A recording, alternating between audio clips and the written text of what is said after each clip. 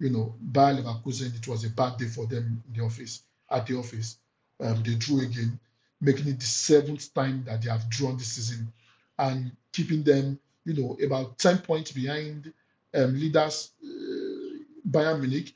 Probably maybe the course of Hurricane has been broken now. But in any case, let's start with the Bayern Munich game. Bayern Munich, they were very fantastic against Werder Bremen, winning 3-0. Harry Kane scored two penalties, one in the 56th and one in the 98th minute.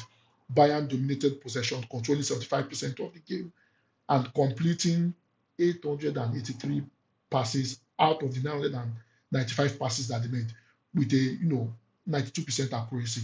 It shows how dominant Bayern Munich were in that particular game. It's important for them to win that match. It's also important for them that Bayer Leverkusen dropped points because their next game is going to be against Bayer Leverkusen. Um, Again, I think this season Harry Kane will finally lift the trophy.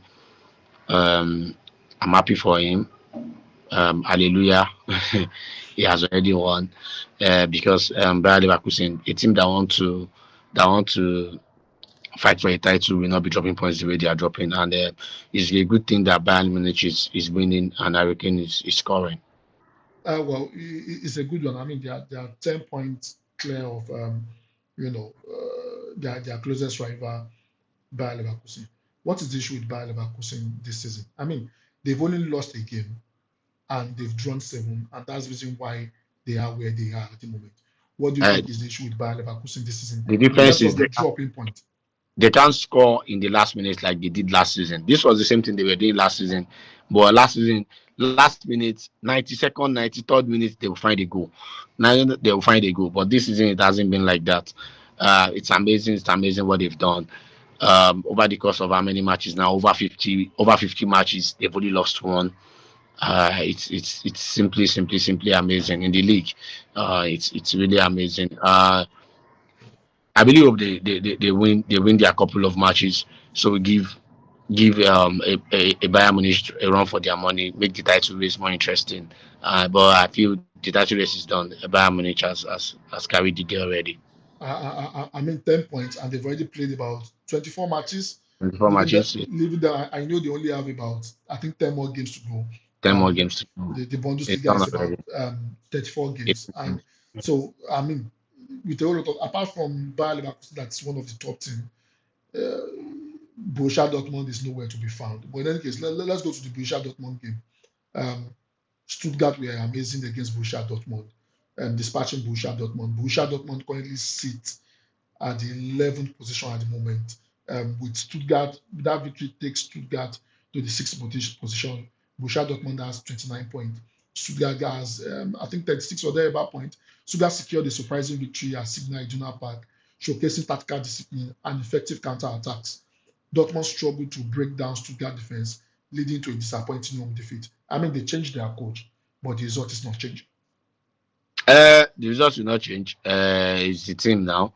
The change the coach, results will not change. It's the team. The team is not playing well. The players are not good enough. They are selling their best players. I said it the other time here. Marlon left. Marlon was one of their bright players. They shouldn't have allowed him to go. Last season we could see Jordan Sancho playing for them and playing very well. They didn't sign anybody. They keep selling their best players. I don't know what they are using the money for.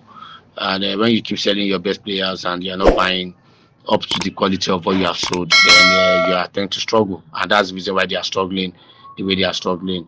Um, of course, they should just stay put, be in the league, and the next season they can go to the transfer market and buy players and compete again. But the question has always been, if you are talking about selling players, the team that they played, they are the master of selling players. I mean, they've sold a whole lot of their stars, cash out a whole lot of money. In the last 2 years, Stuttgart has made over 200 million from players they got from nothing.